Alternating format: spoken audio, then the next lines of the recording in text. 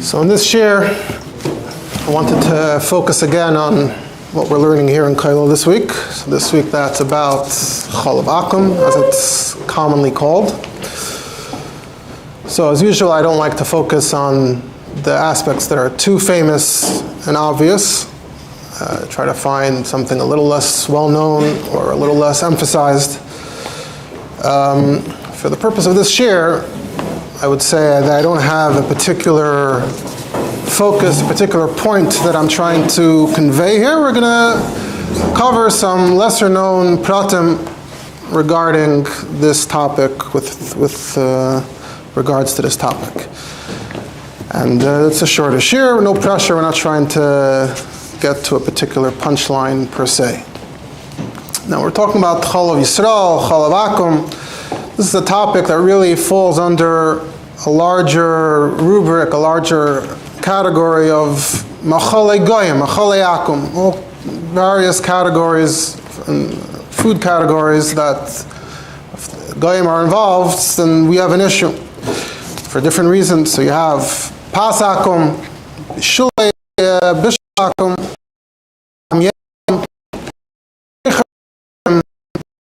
Cholov Akum, Gvin Akum. The Gemara talks about shaman.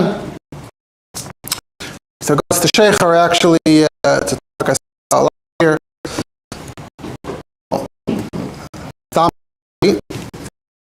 Suggest that the time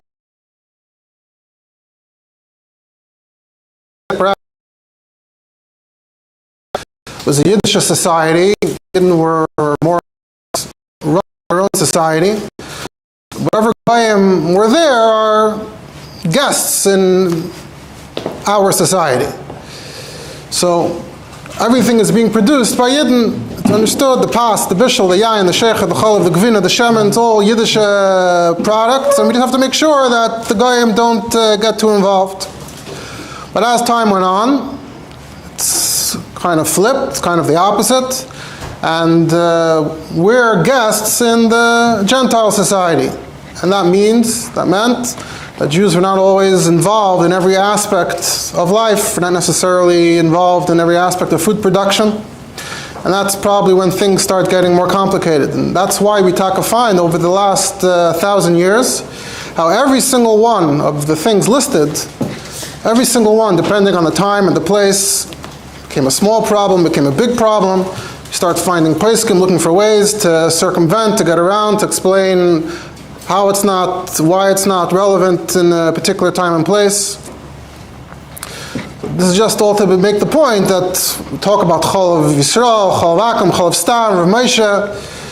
We talk about Rav Moshe's heter. It's not, Rav Moshe's heter isn't coming out of nowhere. It's not like there's zero context here for Rav Moshe to say this. It's very much along the of many discussions, heterim, either major atadim, minor atadim, over the generations in these areas of kashrus. This is not to take a particular side, stick up a particular heter. Obviously, each heter needs to be discussed individually, and it depends on what reception it gets from other poskim. So, my point of departure today is an interesting tshuva that I came across. Charles Tshuva Zecher Yehosef. The Zecher Yehosef was authored by Rabbi Yosef Zechariah Shtarer, and he passed away in 1903. He was a Rav in Shavle in Lithuania, and he was an interesting Rav in his time, and he's particularly now for peace. He opened Yeshiva, and Zecher Yehosef, the city of minor science. It's some would say without peer, without parallel, and it wasn't just traditional Sfarim, even less usual Tanakh, Diktuk. He had a recent publication coming out in his time. He references those. In fact, someone asked recently, he was looking at Makadis about a child being named after their father. And a child, you find in other cultures, other societies, Goyim, sometimes the son carries on the name of the father. Obviously, that's not the for Yiddish society, but we find any examples of this. specifically in earlier Makairis, and I looked around a bit, and the source I ended up finding, Taka, was that in the Zecher Yosef they printed something he wrote on this topic, and the Matamar Makaimis he thought is very, very impressive indeed. So the original Zecher Yosef that he printed was printed in Ayim. Here the Machane Yerushalayim got involved, they reprinted it. They also printed that he had prepared for but hadn't been printed. So now we have two new halachic made a few of involved. About Shilas of Cholov Yisroel in New York at a much, much earlier point in time. In fact, it's so early in time that it predates the reality today. The reality today, of course, is milk is produced by companies, and then the question is, how do we deal, what's our attitude towards this means of production? But the era we're talking about here is, like I said, predates that, but already on a scale that is more reminiscent of, the scale at which things, the industrial world we live in today.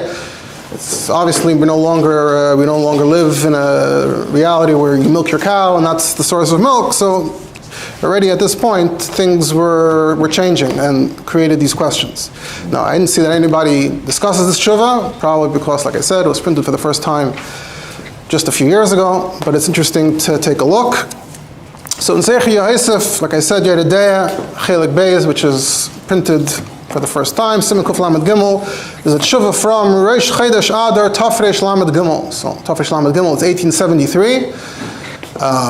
As we know, the history of Jewish immigration to the United States is that we started off with Svardim from the Dutch territories and things like that. And then somewhere in the early 1800s, early to mid 1800s, there were the German Jews, the assimilated German Jews who immigrated here. They became the Jewish elite, and then towards the end of the 1800s, beginning of the early 1900s, that's when the Eastern European, Russian, Lithuanian, Polish Jews started flocking here, and that's when we think of American Jewry today, we're kind of thinking of the last wave of immigration. This is at the beginning of that, 1873. So got a letter from New York from someone by the name of Tzvi Hirsch Edelman. Now there's a well-known person by that name, but doesn't seem to fit the time and place, so I'm not sure who it is, didn't look into it. And he sent a letter along with an article that he'd written about the topic in what he calls the publication HaSeifa in HaChoiza number 36. So tried figuring out what he's referring to. Find it. So when he said HaSeifa, he's referring to a publication printed in America for a few years, 1870s, called HaSeifa B'Eretz HaChadasha, and apparently it contained a section called HaChoiza. Some of it is scanned and available, but it doesn't seem like Tafresh Lamed Gimel is. So the question was, the Rav Meir, most New Yorkers buy their milk from the Goyim who come to sell in the store. How does it work? How does the milk get from the store? Well, all the non-Jews, they bring their milk to some central location. He calls it a base officer. Ubilashina market. To read it with the right access. And he says, believe Chol Yoim Shreinim Elef Tep. Assuming it's Rosh Hashanah, means in Yiddish 8,000 pot cans. As reported in the papers. So I actually tried to look up the papers. So I actually find the New York Times from 1873 talk about the milk industry, and it says that New York received about 1,000 cans containing 40 quarts each, or 30,000 quarts of more. So, it's a lot.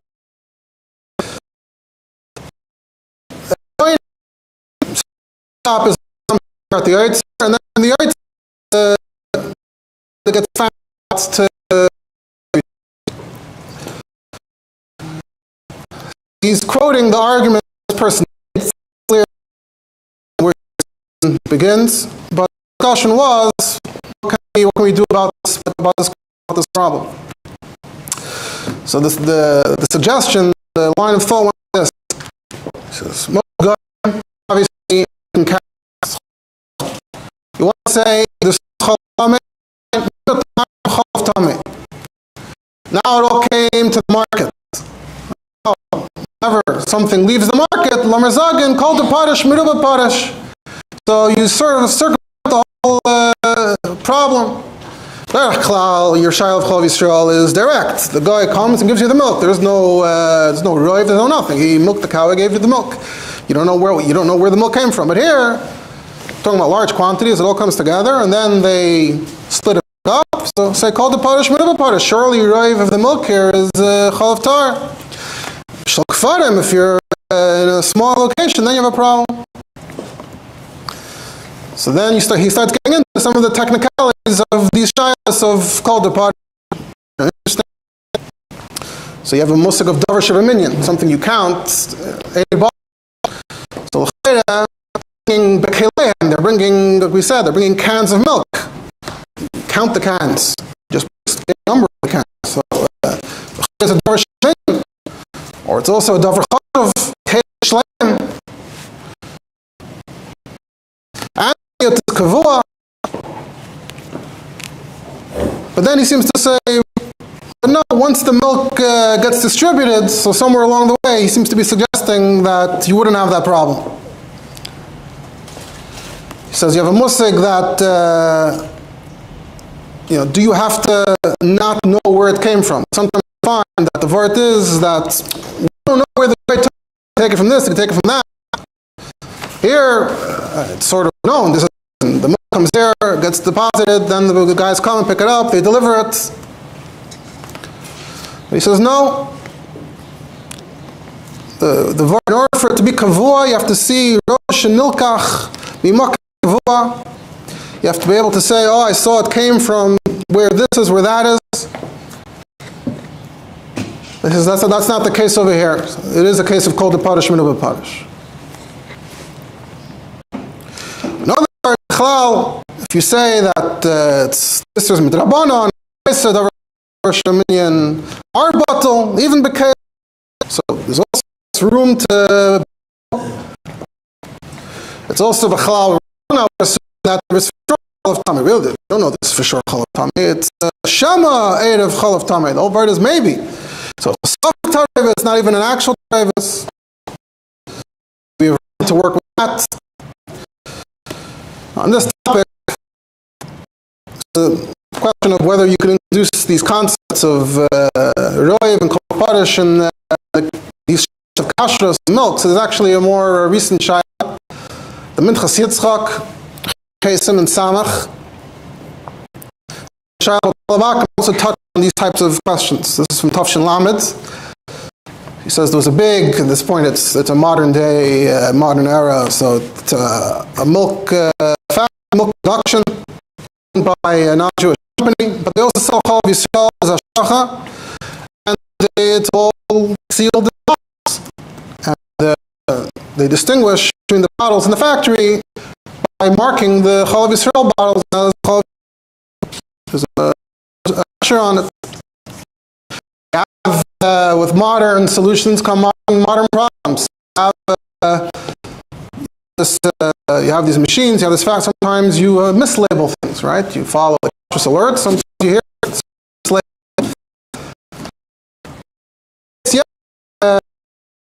Some of the kosher, the Cholov with the Yisroel other, obviously most of the bottles that are labeled Cholov Yisroel are Cholov Yisroel. Some of them are not. But it's a shasat chak. You have a whole city of people, sick people, children. We need milk. You can't parcel the entire run of milk. It's going to cause, essentially, there will be no milk for everybody. The schools need it. So again, he gets into these types of questions. He says, if milk, mamish, and it gets mixed together. So lach balach. So you need shishan. So if you look in Ramasim and Kuftas Vav Shach, so the Isser V'Heter holds that Gvinas Akum actually is Batal B'Roiv. Ramos says Gvinas Akum needs shishan. But the Dagul Meravava To be Huda, as Hagoy says, sure, you need shishim. So, okay, so should we start looking for if there's shishim or there's not shishim? But in this case, the milk itself didn't get mixed. Bottles of milk. That's not lach b'lach, that's yavish b'yavish. But besides that, it's a davar sh'rein, right? Sell a bottle of milk costs X, Y, and Z. You sell them by the bottle. Halacha doesn't talk about bottles of milk, but halacha talks about bottles of wine. And in that context, yeah, bottles of wine each is a davar sh'rein. So now he said the question is, this essentially comes down to a famous vart that you might have come across through the Makaitis, how clearly it was spelled out. But there's a big question in Chalav, which is what is the Yisod, what is the basis of Chalal for the entire Isra of Chalav? What's the vart? So he says, if the vart is that Shema Irv of Tameh, if the vart is Taka, that maybe the guy mixes, it's like a chashash. So even though it's a chashash, but we treat it like a valley Isra D'Rabbanan, Chazal made it a vadai. So, if that's the basis, if that's the Yisod, then b'medinas elu, look, he says, look at the Chivas Marsham, Chele Gimel Siman Reish Samach Tes. B'medinas elu, it's a suffix. What does the Marsham say there? So let's level into the Marsham. So the Marsham there is dealing with a fairly modern question about kashrus in a factory, how to kasher a factory. So Rav wrote to him and said that there's a factory for butter and milk, and until now it was a Geisha factory, there was all a vacuum. There was no yid involved in the process. Now the shaila is, how quickly, how easily can we kasher this factory to make it kosher? What do you have to do? You have to do anything? What's with the machinery? So the Rav wrote down, there's no need for any hechsher at all. Because what's the process? The process is milk goes into the machine, it turns into cream, and then from there it turns into butter. There, or in another place, it turns into cheese. So you want milk, because vina, so it has a different din. And whatever milk there was, the milk was tzayin. And in the machine is boiling water. So will be using water. The place where they actually warm up the cheese. So there you said the Rav said he did hagala, even though it's a machlekes whether we need hagala or not, but better to be on the safe side. So the Marsham is responding to that and discussing that. So when he comes to the union of hagala, he gets into the pratim. Then at one point he says, Yesh leimar, Dimdinas elu, Doloi shayach klal cholov tameh. So obviously now the market we live in today, I'm assuming there is more of a variety of milks. It's probably in fashion, so there probably are not kosher milks that are for sale. But I guess if you rewind 100 years to Europe, there was no other milk industry. There was only cow milk, maybe goat. There was no cholov tameh. He says, aha, so you have Shuvas Tashbitz Chelek Dalet Chut HaMeshulish, which is not the Tashbitz, it's his Einiklach. Tur Aleph, which is Einikel number 1, Simon Lamed Beis. So there's this kav there that they were saying, oh, where we live here in Algeria, the camels, there are no camels. They keep on trying to raise camels here. The camels, it's not working. So we know for a fact that the one potential source of Cholov Tameh doesn't exist here. So there's literally no source of Cholov Tameh where we live. So let's be mekel. So here you see this history, examples of being mekel in these types of questions for other reasons, based on the mitzias. And anyway, the Cholov Gemalim is more expensive than a Cholov Behema. Why would he mix it in? The Marsham is mitzayin to a few more of the tshuvas from this circle, the Rashbash, the Radbaz. So you have these achreinim, these early achreinim that were leaning towards being mekel. So Marsham says we wouldn't rely on that for the milk itself. That hasn't been angenommen. We're not. Otherwise, we wouldn't need Rav Moshe. We wouldn't need any of these. Rav Moshe's tshuva begins with it could be matter without the pri chadash, without these mekayres that try to get around the whole problem. So the Marsham says, but yesh lahakol b'zman hazeh b'kelim she'einam ben yoimam gam l'chatchila. He also quotes the Isser v'Heter. The Isser v'Heter says that b'chlal, why don't we, if you don't know where the milk came from, why shouldn't you assume that the milk came b'chlal behemis? Forget about a market. Reiv behemis, you would think are tahiris. No, that's what you would. If you thought about it, you would assume that reiv behemis are tahiris. If you don't know where the milk came from, maybe that should be enough. So Dr. Isser v'Heter, no, reiv behemis tmeis.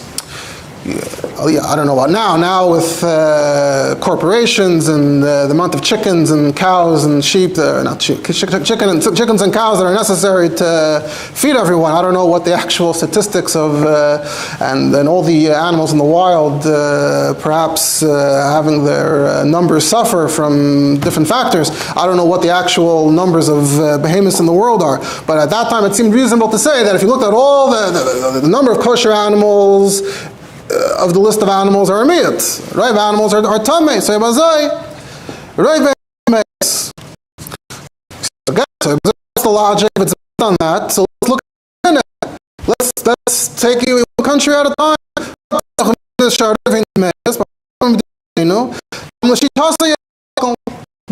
that might depend on what's going on in that location. It's not saying we're going to go Cholov Yisroel, but the Kalim she'einu ben yoimon v'ef shelahagilon yesh lahakol, and b'chlal there's different kulas with Cholov. That's the Marsham. So getting back to the Minchas Yitzchak, back to the mislabeled bottles and that question. So he says, if you say that it's shash that the guy mixed it in, and Medina Seinu, that's less of an issue.